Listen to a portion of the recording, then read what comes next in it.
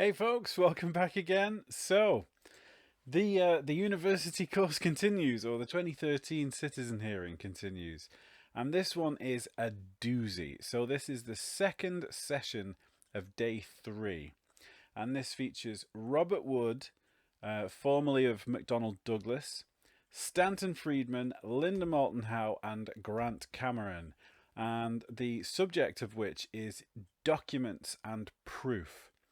Now, considering where we are in the present day and things like the Holt Memorandum and the Wilson Davis notes are now considered things of legend, there's so much absolute treasure in what you're about to hear. There's no point me chewing it any longer, but yeah, you're about to watch ufologists at the top of their game, absolutely taking no prisoners when it comes to this stuff, and showing up the aerospace industry and the intelligence agencies to have quite a bit of egg on their face. So I hope you enjoy it, and I'll see you for the next one. It's a daily. It's a daily prayer. Okay. All of you stand. We'll have an affirmation. An affirmation, and Ms. Howe was on the morning panel, so we'll excuse her. If you would repeat after me, I do hereby affirm that I will tell the truth and nothing but the truth to this committee today. Thank you very much. Thank you. We'll proceed with, and for the members, since we were really cutting short on a couple of the members, we're going to reverse the order. We'll start with the congressman and then go to Darlene. Well, no, I don't want to take any credit for that. That was Congresswoman Woolsey that suggested that to me, and I'm very suggestible. Yeah.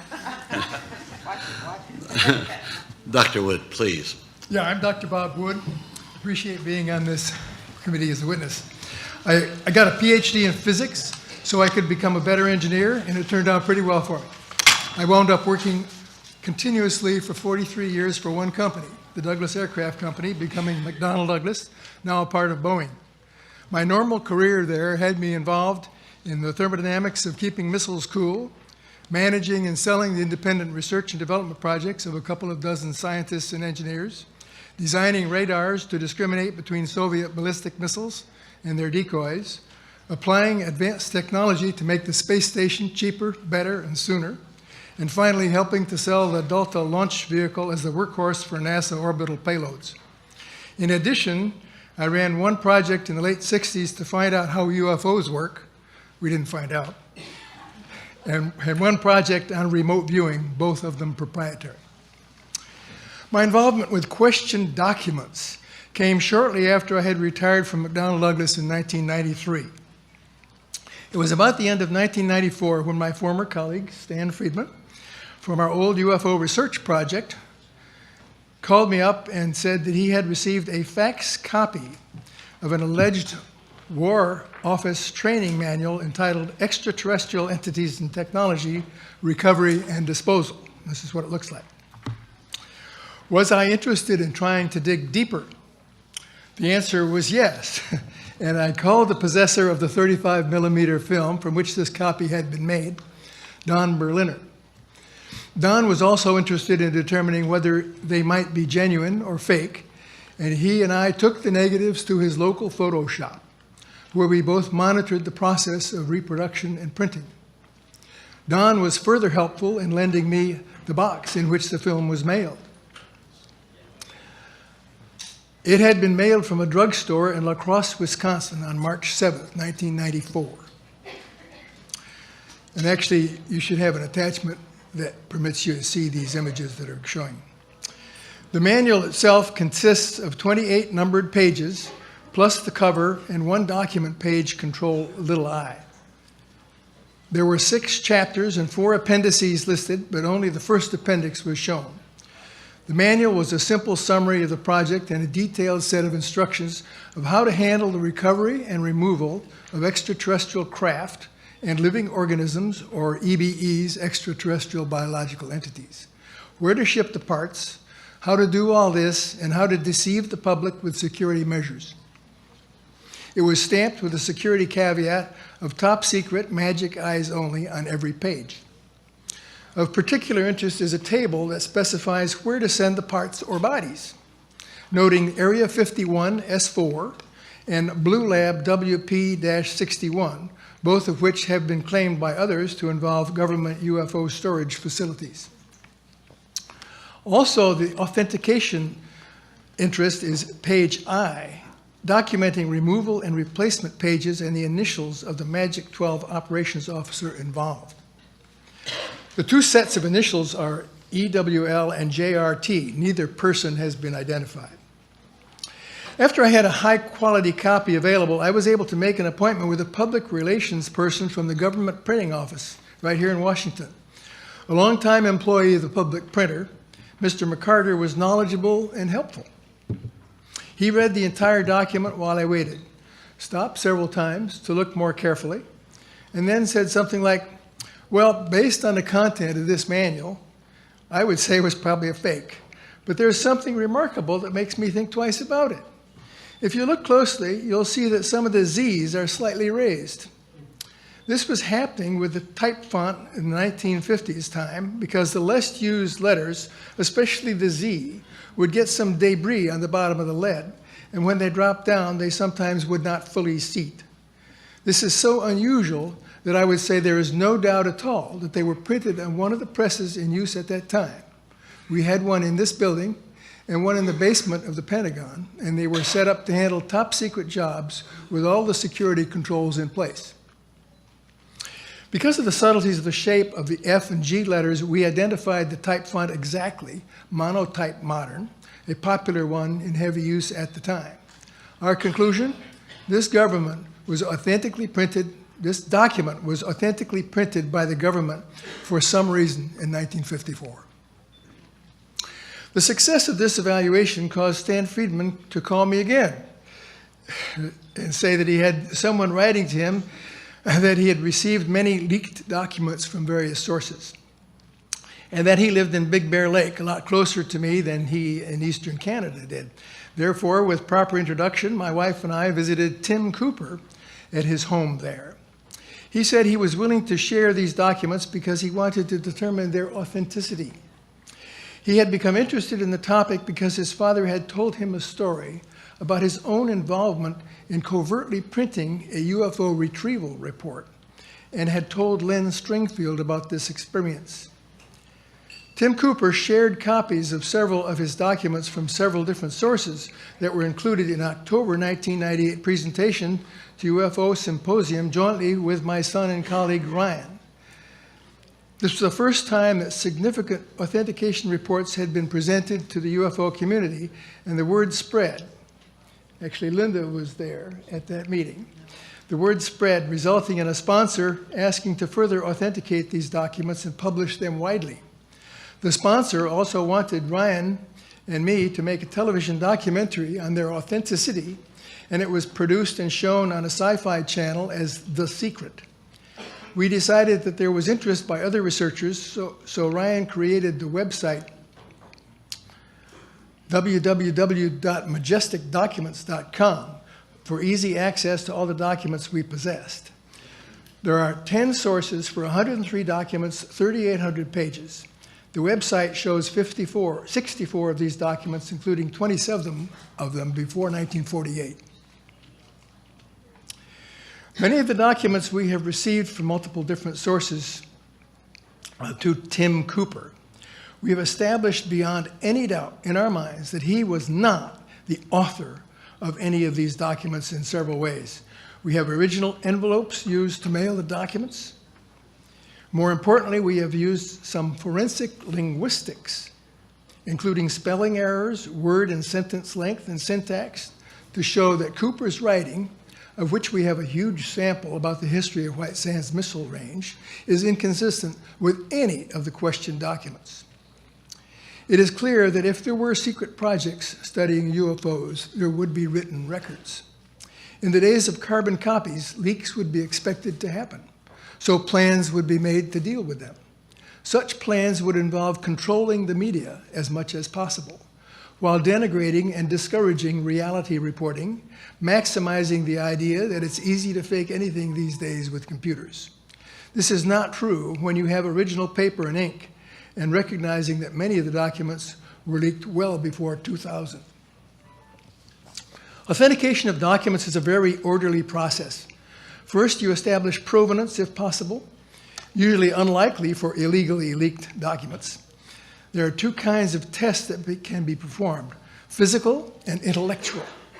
The physical ones involve dating the ink, watermark, or paper, identifying the typewriter make and model, matching the type font and press, and comparing signatures, other notations, and handwriting. The intellectual tests look for anachronisms, comparing the language use, and comparing with known authentic documents. More recently, the use of computerized forensic linguistics techniques permit one to make an estimate that a specific person was or was not the author of a questioned document. Signatures can be nearly identical if created with a polygraph device that permitted Truman to sign 5 letters at once. The identification of one aspect of a questioned document as being anomalous often results in a skeptic accepting none of the rest of the document, even though it might be filled with accurate information. It seems to be accepted in the intelligence community that fake documents usually, if not often, contain much valid information to help get it accepted as genuine throughout. Each part of a questioned document should be evaluated for its specific information and appearance and background. In the last decade, I have presented lectures in coordination with my son, Ryan, author of Magic Eyes Only, identifying 74 crash recoveries on the I presented a lecture. My lectures are on the authenticity of the documents and the influence of the alien presence on our society. For me, the leaked documents, the synthesis with the literature and papers of the ufology community have provided extra insight into how we got to where we are. The conclusion I've come to is incredibly wild, that those in charge have been successful in keeping secret the greatest story of mankind while covertly spending staggering sums to create hidden underground resources and reverse engineer the technology. Until we can quantify the alien threat, how can we know whether these actions are good or bad? Let us hope, maybe with the help of one race of good aliens, that God will maybe do the right thing to happen. Here in the Beltway, I'm told that everyone has an agenda. Very few want the truth, the whole truth, nothing but the truth, so help me God. I think the American people deserve most of it. We paid for it. Thank you very much, Dr. Wood.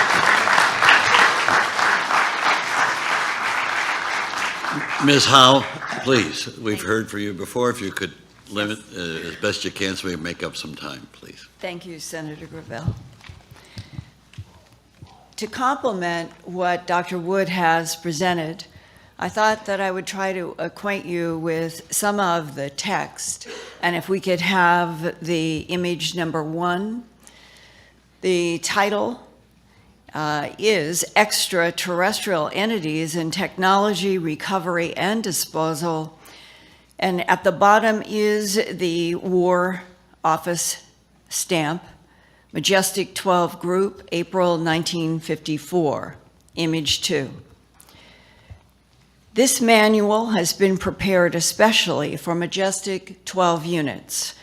Its purpose is to present all aspects of Majestic 12 so authorized personnel will have a better understanding of the goals of the group, be able to more expertly deal with unidentified flying objects, extraterrestrial technology and entities, and increase the efficiency of future operations. Image 3. Operation Majestic 12 was established by special classified presidential order on September 24, 1947, at the recommendation of Secretary of Defense James V. Forrestal and Dr. Vannevar Bush, Chairman of the Joint Research and Development Board. Operations are carried out under a top secret research and development intelligence group directly responsible only to the President of the United States. The goals of the MJ-12 group, image 4, are as follows. The recovery for scientific study of all materials and devices of a foreign or extraterrestrial manufacturer that may become available. Such material and devices will be recovered by any and all means deemed necessary by the group, the MJ-12 group.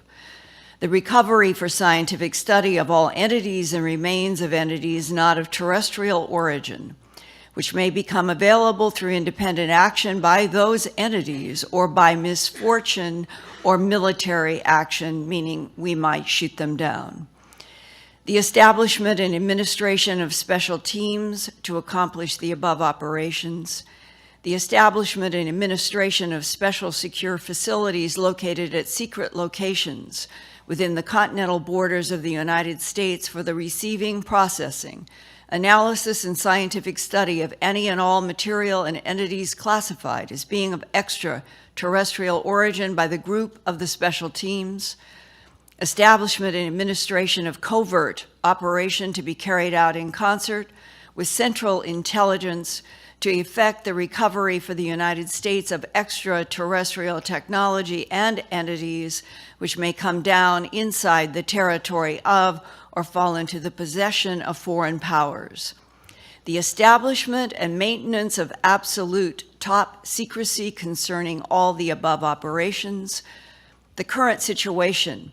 It is considered, as far as the current situation is concerned, that there are few indications that these objects and their builders pose a direct threat to the security of the United States, despite the uncertainty as to their ultimate motives in coming here.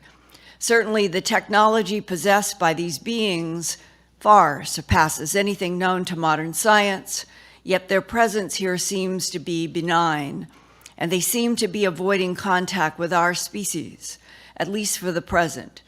Several dead entities have been recovered along with a substantial amount of wreckage and devices from downed craft, all of which are now under study at various locations. No attempt has been made by extraterrestrial entities either to contact authorities or to recover their dead counterparts of the downed craft, even though one of the crashes was the result of direct military action. The greatest threat at this time arises from the acquisition and study of such advanced technology by foreign powers unfriendly to the United States. It is for this reason that the recovery and study of this type of material by the United States has been given such a high priority. Image 5. Extraterrestrial technology is defined as follows. Aircraft identified as not manufactured in the United States or any terrestrial foreign powers, including experimental military or civilian aircraft. Aircraft in this category are generally known as unidentified flying objects, or UFOBs. Such aircraft may appear as one of several shapes and configurations and exhibit extraordinary flight characteristics. Objects and devices of unknown origin or function manufactured by processes or of materials not consistent with current technology or scientific knowledge. Wreckage of any aircraft thought to be of extraterrestrial manufacture or origin. Such wreckage may be the results of accidents or military action. Materials that exhibit unusual or extraordinary characteristics not consistent with current technology or scientific knowledge. Extraterrestrial biological entities, acronym all caps EBES, are described as responsible for their development, are demonstrably different from those postulated or observed in Homo sapien. Next slide, description of craft. Documented extraterrestrial craft, UFOBs, are classified in one of four categories based on general shape as follows. Elliptical or disc shape. This type of craft is of a metallic construction and dull aluminum in color. They have the appearance of two pie pans or shallow dishes pressed together and may have a raised dome on the top or bottom. No seams or joints are visible on the surface, giving the impression of one-piece construction. Discs are estimated from 50 to 300 feet in diameter, and the thickness is approximately 15% of the diameter. not including the dome, which is 30% of the disk diameter and extends another 4 to 6 feet above the main body of the disk. The dome may or may not include windows or ports, and ports are present around the lower rim of the disk in some instances. Some disc-shaped craft are equipped with lights on the top and bottom and also around the rim. These lights are not visible when the craft is at rest or not functioning. There are generally no visible antenna or projections. Landing gear consists of 3 extendable legs ending in circular landing pads. That's at least in some cases, not all. When fully extended, this landing gear supports the main body 2 to 3 feet above the surface at the lowest point. A rectangular hatch is located along the equator or on the lower surface of the disk.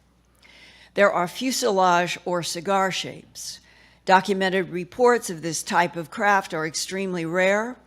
Air Force radar reports indicate they are approximately 2,000 feet long and 95 feet thick, and apparently they do not operate in the lower atmosphere. Very little information is available on the performance of these craft, but radar reports have indicated speeds in excess of 7,000 miles per hour. They do not appear to engage in the violent and erratic maneuvers associated with the smaller types of craft. There are ovoid or circular shapes. This type of craft is described as being shaped like an ice cream cone, being rounded at the large end and tapering to a near point at the other end. They are approximately 30 to 40 feet long, and the thick end diameter is approximately 20% of the length. There is an extremely bright light at the pointed end. There is also airfoil or triangular shape. This craft is believed to be new technology due to the rarity and recency of the observations. Radar indicates an isosceles triangle profile, the longest side being nearly 300 feet in length. Little is known about the performance of these craft due to the rarity of good sightings, but they are believed capable of high speeds and abrupt maneuvers similar to those exceeding the performance of the previous craft. Next slide. Description of extraterrestrial biological entities, acronym EBES. Examination of remains recovered from wreckage of UFOBs indicates that extraterrestrial biological entities may be classified into 2 distinct categories as follows. EBA type 1, these entities are humanoid and might be mistaken for human beings of the Oriental race if seen from a distance. They are bipedal, 5 foot 4 inches in height and weigh 80 to 100 pounds. Proportionally, they are similar to humans, although the cranium is somewhat larger and more rounded. The skin is a pale, chalky yellow in color, thick and slightly pebbled in appearance. The eyes are small, wide-set, almond-shaped with brownish-black irises with very large pupils. The whites of the eyes are not like that of humans, but have a pale gray cast. EBA type 2. These entities are... Could I interrupt you? What are you reading from again? I want to emphasize that. The Psalm 101 Majestic 12 Group Technical Operations Manual that Dr. Wood presented his reasons for why it is real. It is entitled Extraterrestrial Entities and Technology Recovery and Disposal, Top Secret Magic, Eyes Only, and this was stamped April 1954, 1954, by Majestic 12 Group with the war stamp that was in use through the early 50s before the Pentagon. And so this is a government document? This is a government document that was printed in 1954, and if this was printed in 1954, it was written before 1954, and that the 1947 Roswell crashes are part of what this is talking about. And I was only going to conclude so that you would realize how much detail in 1954 the government of the United States had, not only about the types of craft, but the types of beings that we have retrieved and we have in a variety of underground facilities. You've made your point very well, and I'd like to go on to the next witness.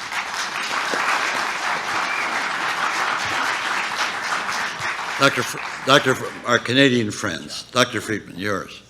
Mr. Friedman. And I'm a Mr. Canadian and an American. I'm a De bifurcated, facto doctor, how's that? What? Enough said. It's a privilege to be here representing both countries, if you will. I found the proceedings fascinating. I would like to throw in a comment that isn't in the written piece that I submitted. Within 2 weeks of the start of World War II, a person was appointed to be the chief censor of the United States to make sure that material that might be of assistance to the enemy not be released. And two interesting aspects of that were that the word uranium was not to show up anywhere after a while, and that the effects of the Japanese Fugo balloons carrying incendiaries which were supposed to cause fires and all this sort of thing, nothing was to be said about their impact, so that they wouldn't know whether or not they were being useful or not. So censorship is a major part of military operations, if you will. The second thing that I'd like to note is that we've talked about the press, we've talked about the government, the witnesses, but what we haven't talked about, and the press, of course, but what we haven't talked about is the scientific community and their failure to take this issue into consideration. I've given 700 lectures at colleges and technical groups. And while I've been extremely well received, what I also find is that there are many, many professors who think there's nothing to this subject, who are perfectly willing to say stupid things, really, about the impossibility of this, that, or the other thing. 4 basic rules for debunkers, which I have found. And we need to be cognizant of this. First, don't bother me with the facts. My mind's made up. Second, what the public doesn't know, I'm not going to tell them. Third, if you can't attack the data, attack the people. And fourth, do your research by proclamation. Investigation is too much trouble and nobody will know the difference anyway. So that's the kind of climate we're in here. Okay, now to get to my prepared brief text. I must admit that I am a document hound and have visited 20 different archives, including many visits to the Truman, Eisenhower, Kennedy, Reagan presidential archives, the National Archives, the Library of Congress Manuscript Division. There have been special sites, such as the Harvard Archives, papers of Donald Menzel, the Princeton Archives, papers of James Forrestal, MIT Archives, papers of Vannevar Bush, the American Philosophical Society Library, which has papers of Edward Condon, Donald Menzel, Philip Klass, Boston University Archives, John Fuller, Ben Simon. There have been surprises, and I've seen many phony documents, not at archives, especially ones supposedly dealing with the Majestic 12 group that you've already heard about. And I note with interest that all the copies of my book, Top Secret Magic, are gone. Did the government send somebody in to buy them all up so you wouldn't have access? That's a parenthetical comment. I didn't bring that many books. If I'd known they were going to do that, I would have brought more.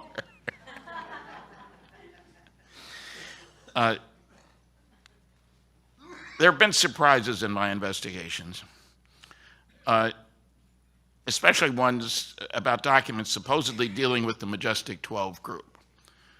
I am fortunate that I worked under security for 14 years. I can't hold a candle to Bob. He worked for 40 years, but I dealt often with classified documents and learned the rules of the game. I have found that there are many misconceptions about documents. These include, A, documents are periodically reviewed for declassification and must be declassified after a certain number of years. That's simply not true. Happens sometimes, but it's not a rule. B, people working on classified projects, such as Majestic 12, would of course talk to a spouse about what they were doing. I had a clearance for 14 years, never talked to my wife about classified work. Dr. Vannevar Bush's secretary told me she worried about saying something classified in her sleep because her husband did not have a clearance. C, having a certain level of clearance, such as top secret, gives one access to all top secret documents. This is false. One needs a need to know. I couldn't get access to nuclear submarine radiation shielding information, though I had the appropriate security clearance. But I couldn't get a need to know from Admiral Rickover for my aircraft nuclear propulsion radiation shielding work. The clearance wasn't the problem, the need to know was the problem. And I must say, there are people in Washington who think because they're big shots in Washington, if something were going on about this, they would know about it, even though they don't know about it. There's the notion that higher security documents can be referenced in lower security ones. That's not true either. People goof on occasion, but also I've been challenged, after all, Stan, all documents have been scanned and are easily accessed from a home computer. What are you talking about going hither and there to find truth? I wish that were so. There are an awful lot of documents that haven't been scanned and aren't available, especially at the archives. It would make life a lot simpler. There are some special archives where you can get that done.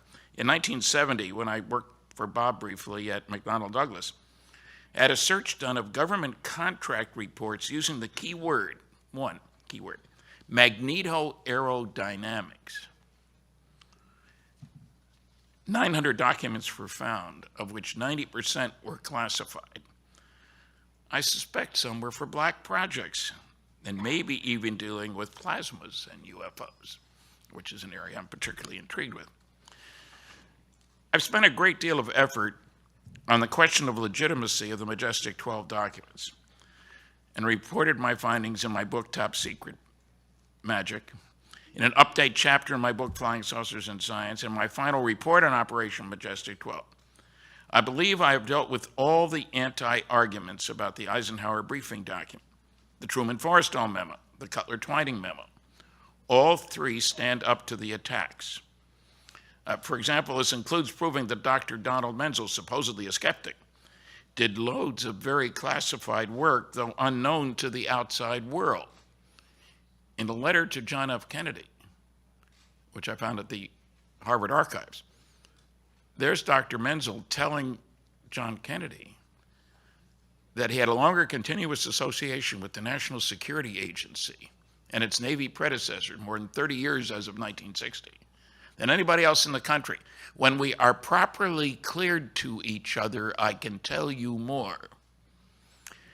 And yet, there is no indication in 2 issues of Sky and Telescope magazine dedicated to Dr. Menzel, in which his post-World War II intense involvement with all kinds of classified activities was even mentioned. One was on the time of his death, one was the 100th anniversary of his birth.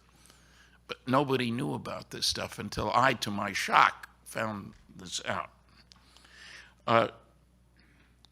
I showed one of the arguments was made by Philip Klass, who was an Aviation Week and space technology reporter right in this town, and the go-to man for somebody looking for a debunker. And he said everything was baloney. He claimed that the proof that those documents are false was clear. One of the documents used a pica typeface, and he had 9 documents from the National Security Council that were in elite type. Therefore, the documents were fraudulent. Now, he made it worth my while to prove him wrong. He offered me $100 each for every genuine NSC document meeting all kinds of specifications, done in the same size and style type, up to a limit of 10, unfortunately, or I'd have been a wealthy man. He had never been to the Eisenhower Library. I've spent a lot of time there. I was going soon. He gave me 60 days. I went, I found 14, I copied them, I sent him a copy, and an invoice for $1,000, the limit. He paid me. Told everybody about challenging me, nobody about paying me. He also got very upset when I showed a copy of his check in one of the books that I wrote. Was that 1 minute that I saw there? Ouch. Well, okay. His check is in one of my books. A copy of his check is in one of my books. I want to say that archivists can be helpful, that there have been a lot of phony arguments and a lot of people who don't do their homework. Every top secret document has to have a top secret control number. I was told that several times. It's a lie. I got 2 archivists saying, we got loads of top secret documents without top secret control numbers. Incidentally, with regard to class, a lot of his papers are up in Philadelphia at the American Philosophical Society Library. There's no Friedman file. We corresponded for 20 years. I don't think he wanted anybody to know that he'd paid me. That's why I was so mad that I published a copy of his check. There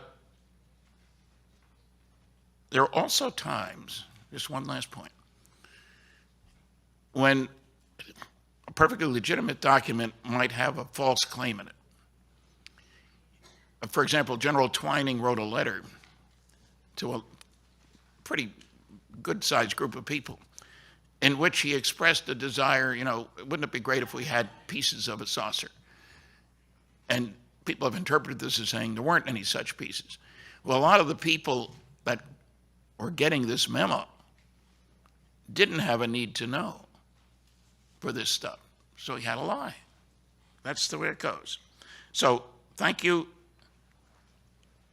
It's a fascinating area. Thank you very much. We'll go to our next witness.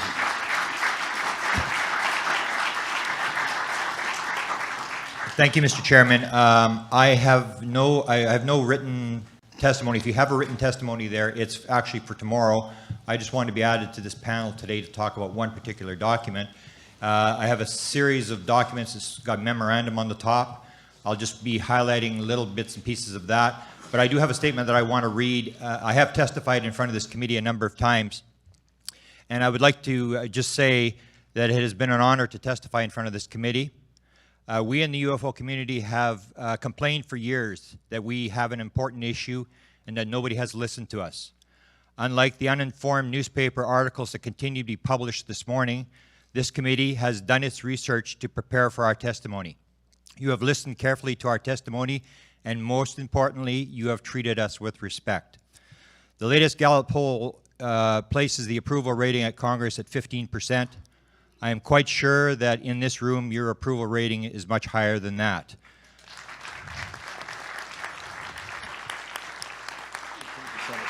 Lastly, I'd like to say that you have restored my faith in the fact that Congress, if they were to act like you on the panel have acted, would be an effective tool in a modern democracy. Now, as to my testimony, I just want to go through these documents, and the document I'm going to talk about is, if it's not the most important document in ufology, it's one of the most important documents. And I want to just highlight some situations around that document. In the document you should be looking, well, first we should look at the Rockefeller video, the Rockefeller slide. Can we put that up on the screen? Based on Senator Gravel's statement yesterday that we should be a little more sort of aggressive in what we do, I've sort of taken his advice. These are the famous Rockefeller Initiative documents, the 1,000 pages of documents that were released to me by the Clinton Library, and they have gone missing. The Clintons say they don't have them. National Archives says they don't have them. I filed an appeal. They've denied the appeal.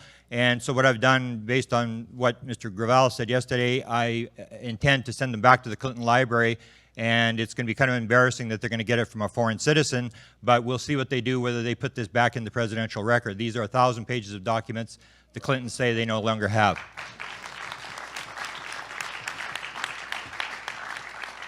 Now, as to the document, the document I'm going to talk quickly about is the top secret memo. It's a 1950 document from Canada.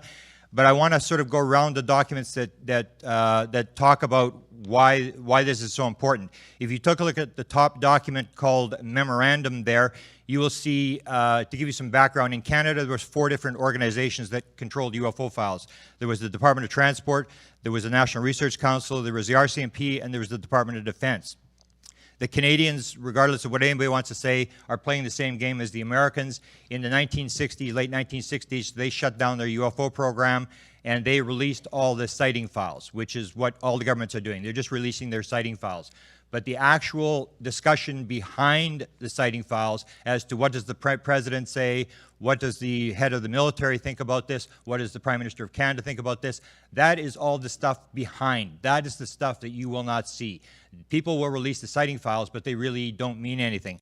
So in this memorandum, which is the document, you've got it up there, I'll read just the one paragraph. It says, and what has happened here is all the documents in Canada, the sighting file material, has been moved in the 1960s to the National Research Council because nobody wants the documents, nobody knows what to do with them. So the National Research Council gets stuck with these documents. And this is a memo from somebody in the Department of Defense talking about the fact that Project Magnet document is in these files that have come to you. And he gives the warnings. He says, you should note here that the discussions behind Project Magnet are part of this file. And then he says, at no time should this be made available to the public. If you read the very last line, talking about this stuff, the discussions behind the Project Magnet files, he says, a copy of the Project Magnet file is attached to this. The original is attached and should not be destroyed until such time as the UFO subject has cooled off. So the intention was that the Project Magnet, the material behind Project Magnet, the discussions as to what was going on would be destroyed. Thanks to Stanton Friedman, who's sitting beside me, a lot of that material did come out in the late 1970s. So I want to reference you to what they're trying to cover up, what they wanted destroyed. If you look at Magnet Report number 1, which we found in the files of the guy who ran the Canadian government program, you will see Project Magnet Report. I'll refer to you to page 2. At the top of page 2 it says, and this is an official report that sat on the Prime Minister's desk in Canada for 3 months, according to the wife of the guy who wrote it. It appears then that we are faced with a substantial probability of the real existence of extraterrestrial vehicles, regardless of whether or not they fit into our scheme of things. That was the official conclusion by the Canadian government report in 1952, which went to the Prime Minister. Let's go to top secret document number 1. This is the famous top secret memo that Stanton Friedman helped force out in 1978. It was written in 1950, but it did not get declassified till 1978.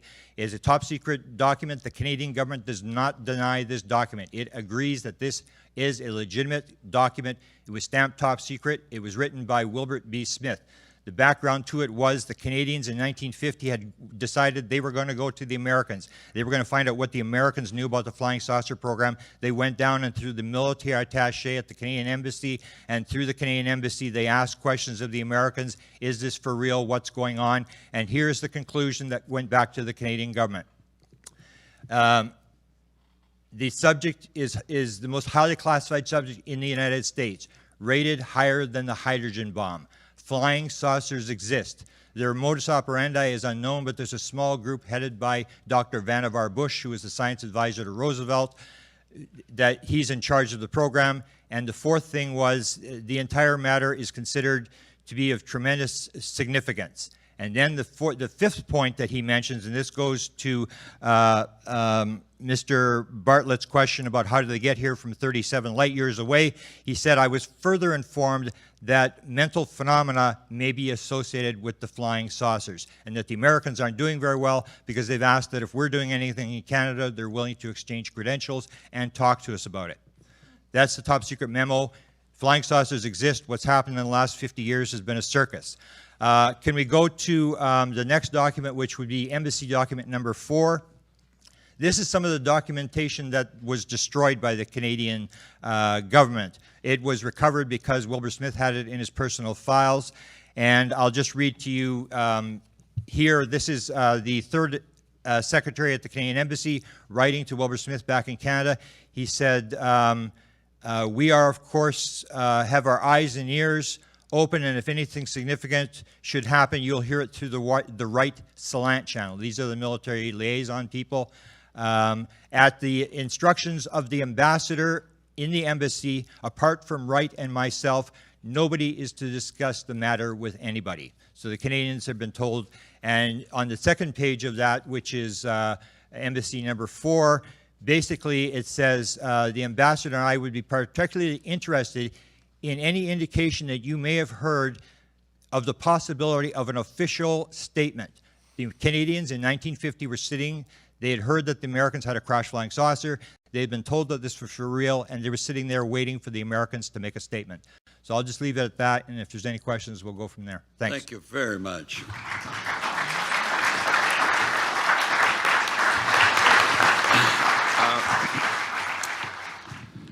Dr. Wood, I'm particularly interested in PhDs in physics from places like Cornell. You're obviously a very intelligent person and someone not easily fooled. There's no doubt in your mind that the documents that you've helped with Mr. Friedman, there's just no question, and you've, I think, written a very credible statement here that these are authentic. I do. Okay, okay, and as a very capable person,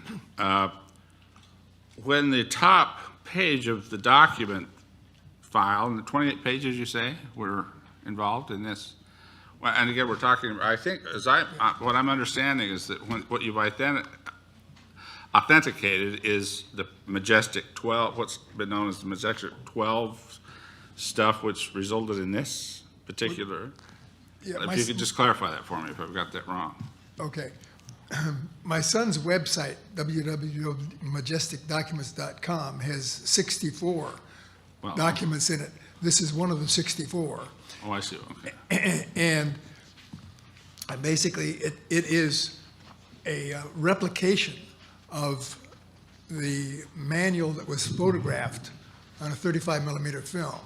So from those photographs, I was able to recreate Okay. something that would Very good. seem to be exactly as it would have been in 1954. I understand. When the War Office back in 1950, whatever, or the War Office training manual is entitled, quote, extraterrestrial entities and technology, recovery and disposal. Correct. That's what it says. Right here. And then you've got, and we've seen, yeah, okay. In your opinion, as clearly a smart man, that's all I have to say that. Does that mean the United States government at that time thought there was a high probability that there could be extraterrestrial involvement in the UFO phenomena that had been clearly observed up to that point? We've got evidence of 36 and earlier and others, and Roswell materials and so forth that were recovered in something unidentified, unexplained.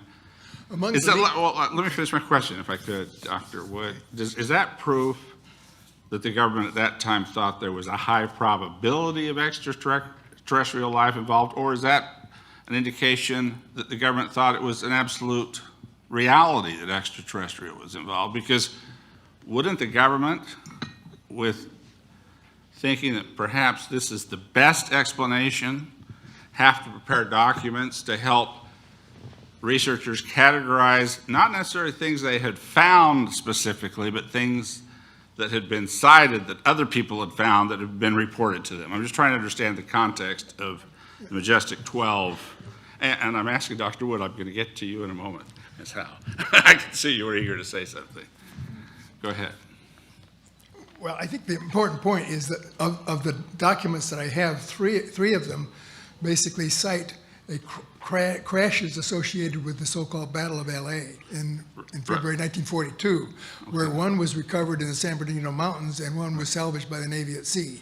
In addition to that, there was a crash. They were wondering about the probability, weren't they, of whether it was ET, not the reality that they had already come to that conclusion, or? Well, my judgment is that they recovered these craft, and immediately they decided that it was very important, because we were essentially in the war with Nazi Germany and Japan, to keep this secret. Sure.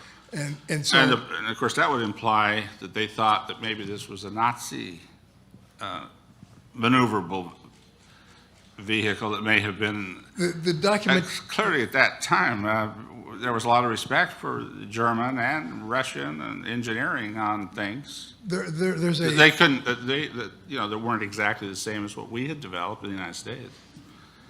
There's a double top secret memos signed by FDR that alludes to non-terrestrial objects. And so clearly the language they were using in the early 40s, before 1945, was non-terrestrial. Okay. And so clearly the governments felt it could even be that they felt it was the best explanation.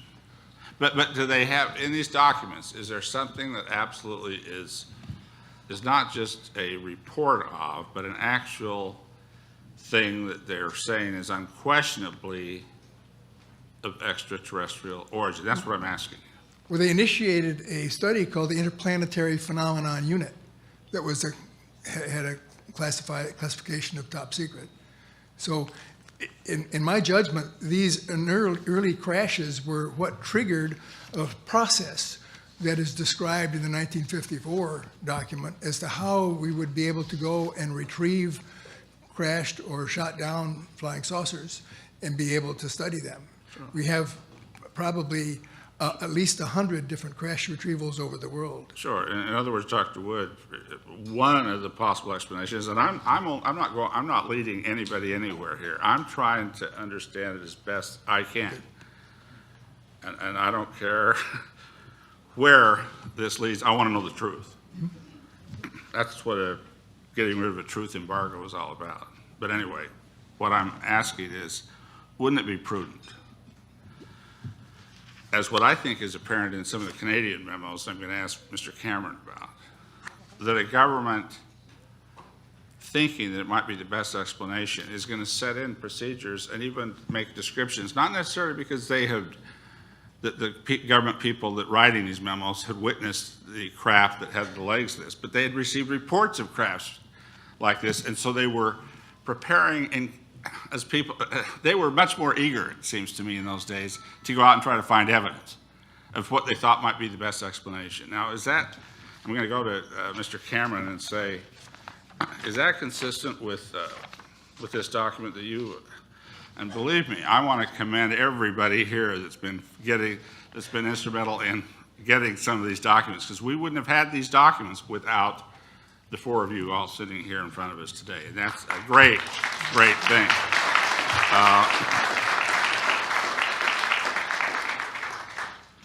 And in Canada, they're saying here in one of the memos you brought forth that that many sightings undoubtedly are due to unusual views of common objects or phenomena and are quite normal, but there are many sightings which cannot be explained so easily. Now, at the same time, they also say it appears then that we are faced with a substantial probability of the real existence of extraterrestrial vehicles.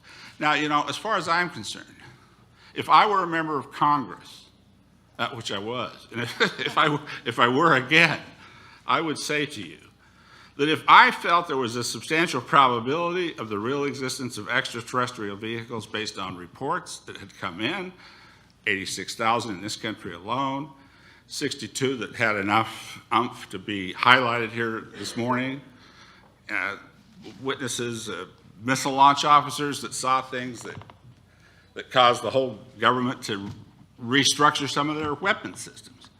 I would absolutely demand a hearing, but that still does not prove that they thought there were extraterrestrials, and it does not prove from these documents that they were collecting materials that were in fact determined, at least by the government, as being extraterrestrial at the time. A high probability, I absolutely agree, these documents show that. And that's enough for me to want to investigate very seriously with very credible witnesses, as you all are. And in the Congress of the United States, both the Senate and the House, I think it deserves that. But I just want to understand for sure if there's anything in the documents that you say is first source evidence of ET? I'm asking both of you that, and then anything in the document that is? I'm talking about not just a, citing, not just a report. Wouldn't be in the official material that I have presented to you. In private writings, he does say that, yes, in his private writings. Who says that? The guy who wrote the top secret memo, Wilbur B. Smith, who ran the Canadian government program from 1950 to 1954. But why in his public, are you saying that, the reason he described it as just a high probability in public is because... Well, that's a preliminary report that was given to the Prime Minister of Canada in 1952. Sure, but they're going to keep it secret. He thought... Pardon me? Remember, he thought they were going to keep it secret? It was only good detective work of you all where it's not been kept private. But, I mean, why wouldn't he express his honest to goodness opinion publicly if he thought it was...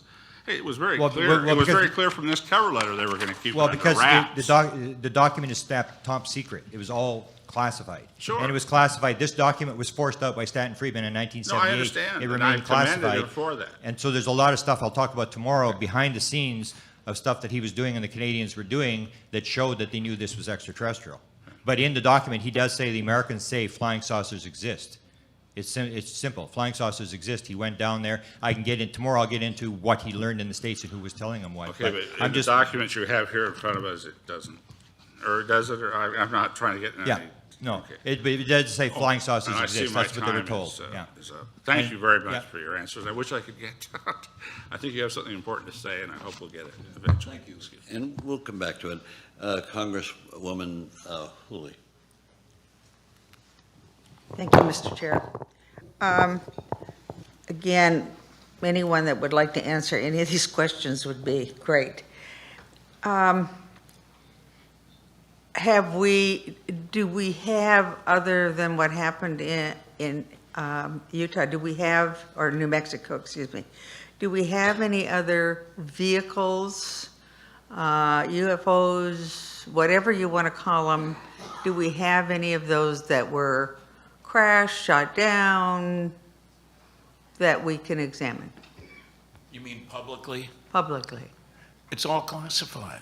That's the whole point of this thing, that the evidence that's available, the hard, knock on the wheels, stuff is all classified. That's the whole point of this thing, is that we don't have access. And if you look, there's plenty of classified documents, and Bob showed a good one. We don't get access to that. I don't have a need to know for any of that stuff. People say, what was the analysis of the material at Roswell? I'm not on any list for sending classified information about Roswell or Aztec or any of the other crashes. So when you say, do we have, if you mean the public, no, we do not. Are there bodies within governments, whether Canadian or American or Russian or English or whatever, that have that information? It's pretty clear that they do. Went somewhere. We'll be talking about Roswell tomorrow. Right. And so we'll get into that.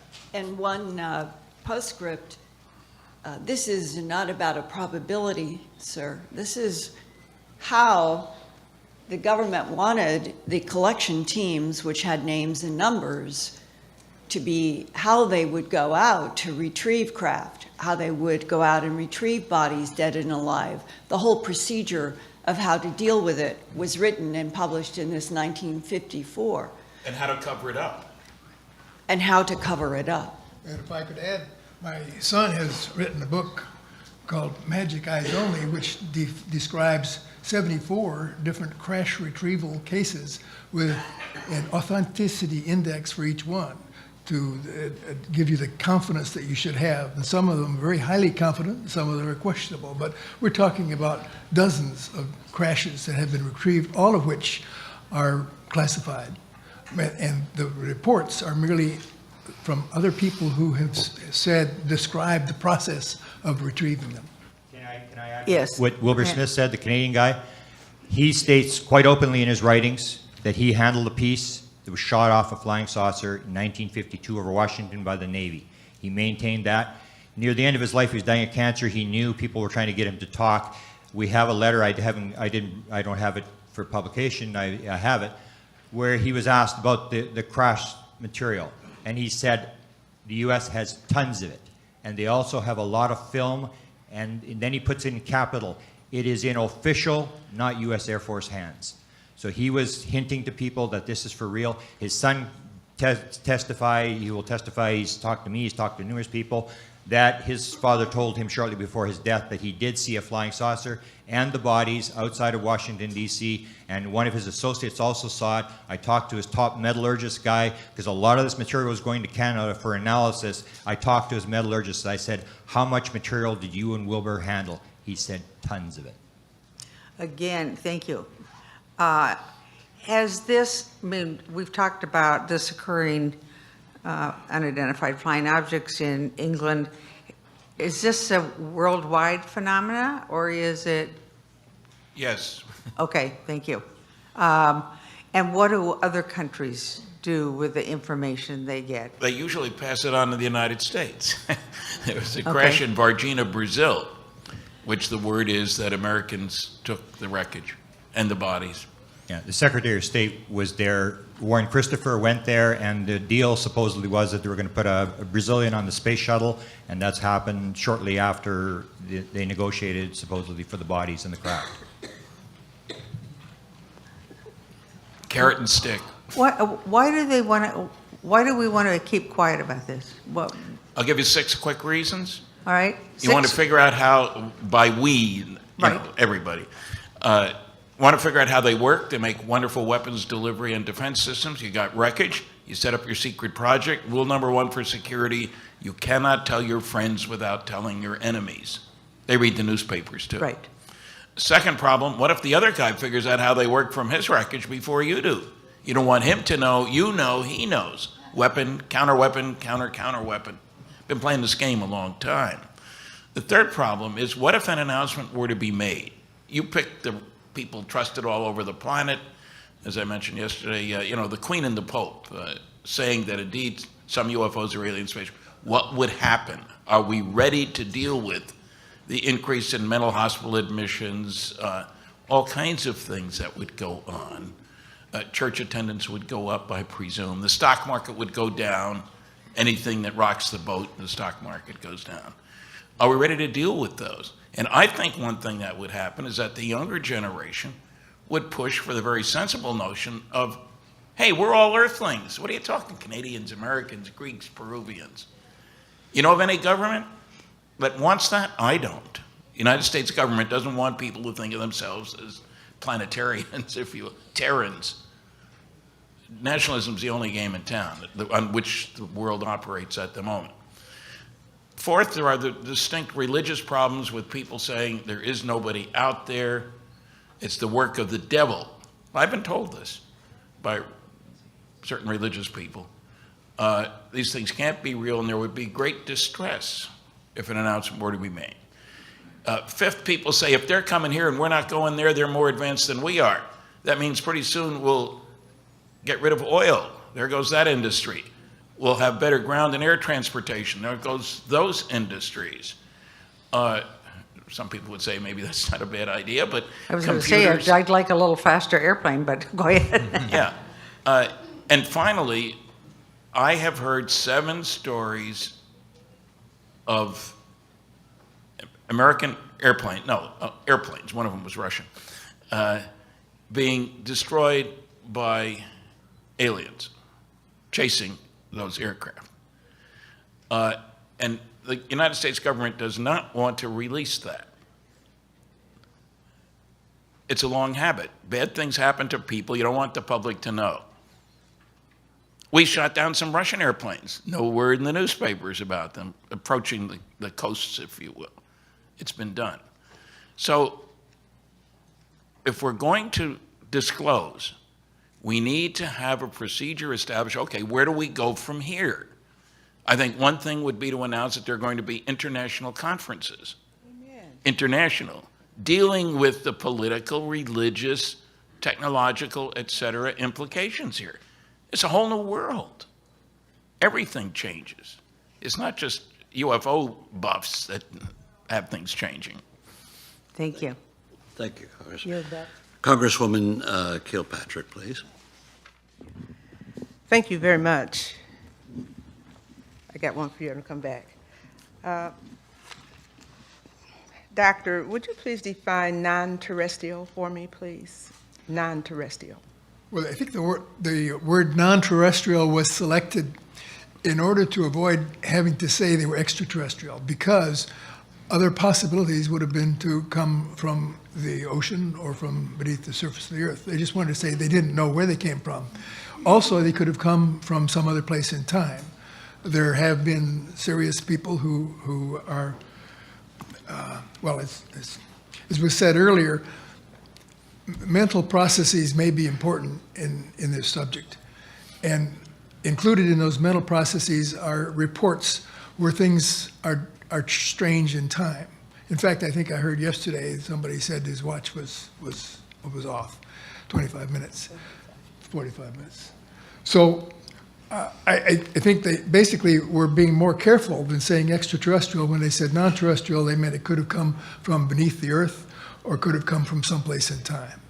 And I think we still have that possibility that, in fact, the travel procedures to go from other stars to here may include some time travel. Is there another, a terrestrial, non and extra? Is there another in between, or is there that scientists use or whatever? Well, non-terrestrial just means not Not extra. Not here on Earth with our present society. Extraterrestrial means clearly from other stars. So I think, so non-terrestrial is everything else that's not extraterrestrial. Right. Ah, that's the first one. Do you all agree, the other three agree with that kind of definition? Remember that that was prepared before we'd been in space. But this is 2013, you know. No, I know that, but you I'm mean saying, the reports? Yeah. 54, and I'm going to pull them up as soon as I get up. Yeah, 54 is before, and the British Astronomer Royal in 1956 said space travel is utter bilge. Right. And we know that to be true today, really. Right? I mean, it's whatever you can't define, really, is what I'm kind of learning. Now, space travel is real. Absolutely real. Planets and universes and extraterrestrials, too, it sounds like. People being in space was something that was not accepted by the astronomical community back when that was written. Okay, but today we know that's not true because we ourselves Yes. and other, okay, well, that's good. Thank you, Doctor. Appreciate that, Dr. Wood. Just trying to understand it my own self. International conference. I'm glad you said it. That's kind of, I didn't say it like that. It needs to be an international answer to this. And Mr. Friedman, you were saying that all the other countries give their stuff to the U.S. Well, maybe Give they their sell thinkings, might be better. their materials, their, maybe not the aircraft that they hijacked or got. I'm coming there next because I wrote down aliens took over, you said the aircraft. I don't know if it's U.S. aircraft, if aliens taken over any of our aircrafts? Oh, our airplanes chasing. We chase them, do they chase us? They chase us. We don't seem to be able to get rid of them. They chase us. And then when we go to chase them, You can't. They're too fast. They're too quiet. They move Well, too quickly. it would be important for them to find out how quickly we can fly, so they probably know. gradually. They know already. Well, it took a while at the beginning. How quickly we can fly, how maneuverable we are. It's very important in any military situation that you know the capabilities of your enemies. If they're attacking you, they're your enemies. Do we know theirs? We know that they exceed ours. What the ultimate is, I'm sure we don't know. All right, and that's scary. That's why I want course this it's international. scary. Yeah. So that's why I want the international conference. I'm with That's you. why I want you all who are scientists in this for 30, 50, 60 years to pull something together. I mean, and one thing about Congress, we're good in 3 or 4 areas. Mine's defense and transportation. Somebody else's health and, but the scientists, don't let them, someone said at this table either today or this morning, I think, scientists is what everything is based on. I mean, this kind of matter, this kind of subjects, we do it. In the big science committee, and several of these members served on it. Can I add something to that? Absolutely. Based on what I've seen, the United States of America would block any such move. They already, as an example, the United Nations under Eric Gary from Grenada tried to get a UN group to look at UFOs, and the evidence is pretty substantial that the Americans did everything they could to stonewall that. And in to that block very it. discussion, Grenada was able to get 2 resolutions, so I still think are on the books in the UN, Yeah. to do something. In the meantime, there was a coup and he was dethroned. Yeah, But but that's something basically to start with. the end of the story was it never got in. The I Americans know. were trying to block it, and that's the thing, is that are the Americans ready to give up their power to a United Nations type group that's going to tell you what to do? You know, well, then you shouldn't even answer that. Now, don't put us on the record. I mean, we know by what's happening in the world that that's not going to happen unless somewhere else internationally and things happen that moves to that. My whole thing as a grandmother is I want my grandchildren to have a world beyond the next 20, 30, 40, 50 years. I'm a great-grandfather. I agree with you. Sorry? I'm a great-grandfather. I agree with you. Right.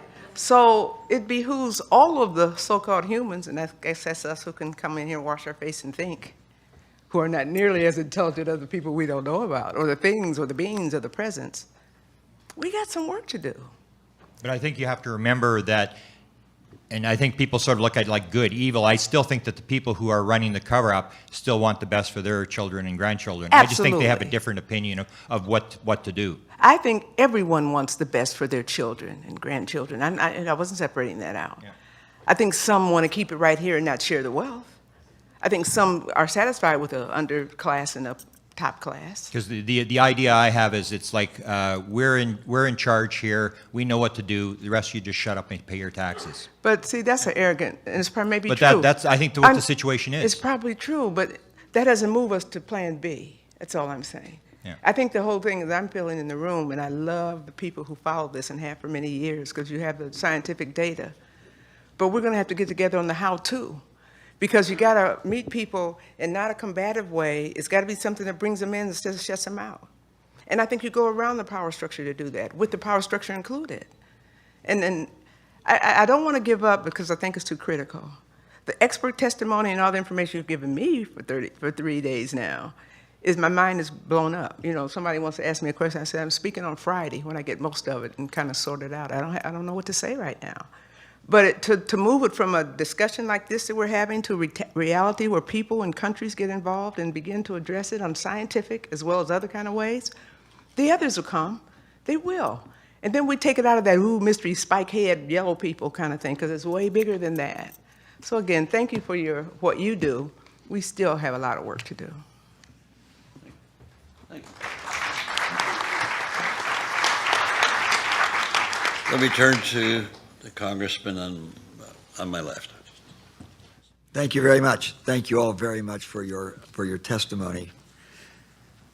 How many documents are publicly available of this type whose authenticity might be determined? How many are available? Thousands. Of the quality we have here, where high-ranking officials are admitting that there is something here that we ought to be looking at, how many of those kinds of documents are available? Very few.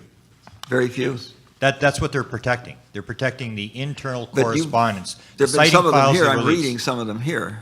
Yeah, but that's from the guy's personal files, and one that leaked out that they should have destroyed that they didn't destroy. Stanton forced it out. They released it, and I think they released it by accident. That top secret memo, I think, was supposed to have been destroyed. That's what I'm saying. You will not find the internal correspondence. What is the president saying about this? What is the Joint Chiefs of Staff doing? That kind of stuff is the stuff they're protecting. That's the stuff they're going to go to the grave fighting for to keep out of the public. They will give you the sighting files, because who cares? Someone saw something in the sky. That doesn't threaten them. But this correspondence as to what are they doing about it, and what does the president and the top people who are in charge, what are they doing about it, that's the kind of stuff that they don't want you to know about. And that's what they refer to in there, the internal correspondence, which at no time should be made available to the public and should be destroyed. And one of the most important leaks is the Psalm 101 document, because it has held up over time, but remember, the origin of it was on 35 millimeter negative film. It was a leak. That's how we got this. I would say that all of the top secret documents have resulted from leaks from personal files. Well, with one exception. the NSA has released 156 top secret Umbra UFO documents. The only trouble is that it's all whited out. They didn't really release anything. Been redacted, huh? Redacted is a kind way to put it. Yeah, been The redacted. CIA has released dozens of top secret Umbra UFO documents by their definition, and you can read 5 or 6 words per page, sometimes 12. Fast reading. So these are all old stuff. That's all pre-1980. And yet there are people saying there has been no cover-up. I have people tell me, Stan, the NSA is giving us what they have. I say, can you read what's underneath the whiteout? Well, no, but one sentence per page is not enough. The documents on my son's website have 27 documents before 1948, 15 before 1960, and 11 from 1968, I think, and 11 more up to 2000. So it's a lot of them are very old. Are there any recent ones? The latest one I have is 2001. 2001. Yeah, and I've been yeah, exploring how we might get this issue out of the shadows of the lunatic fringe. And it occurred to me that one way might be to, there's a lot of science and so forth involved with these reports of flying saucers. And a lot of ways to, and the Air Force found ways to discredit almost 12,000 of those. They allowed that only 701 they couldn't account for. But when you come to the authenticity of documents, that's something almost everybody can relate to. It's either real or it's not real. And if there are real documents where people at high levels suggested that there might be non-terrestrial, extraterrestrial, whatever it is, activities associated with this. If that got into the public, I would think that that would be a wedge. Gee, these people thought there was something there. What were they looking at that they thought there was something there? If you were in a court and the question of the authenticity of a document came up, and you were looking for a source that would be acceptable both to the prosecution and the defense, an honest broker that both sides would agree with, who would that be? the question is who would. Well, let me You mean which ask this question document? the way we would ask it in a hearing in the. I know some of these things you can't do immediately, so we'd ask you to provide for the record. That's a little different here, but if you would think about what this would be, I'd be very interested in knowing who that honest broker would be, that both the defense and the prosecution would agree was an expert whose judgment could be relied on. Then the next Right question. here is one. One answer I can give you is the procedure that I used was to go to an expert whose name was James Black with respect to typewriter fonts. Yep. Okay. That's the kind of thing I'm talking about. Yeah, and then But some organization like the FBI crime lab, but there must be some Right. private entity out there that does this kind of thing. I've hired them to study some of the other documents to determine the age of the ink. Yep. Well, lots of things you can look at. If you have the original document, the chemistry of the That's paper, right. there are a That's lot right. of things you can look at to determine authenticity. We have 3 Done documents that. with of this. original ink. Okay.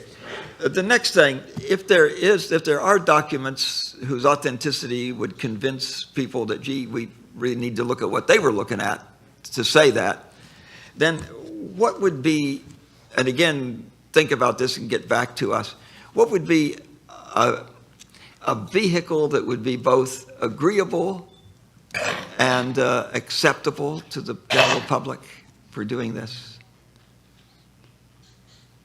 So we're looking for an organization, some entity that is an honest broker who everybody would agree, gee, you can count on their credibility in authenticating these documents.